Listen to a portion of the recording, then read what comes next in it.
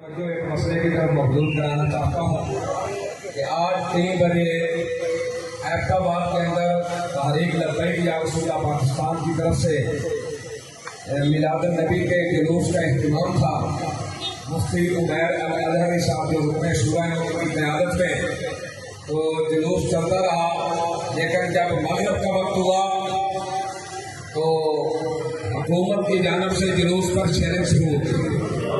Sound توڑ دیا گیا، کارکنان کو گرفتار کیا گیا، ان کا تشدد کیا گیا۔ مجھے سمجھ نہیں آتی کہ موقع کوئی عید کا ہو، بقرہ عید کا ہو، میلاد النبی کا ہو،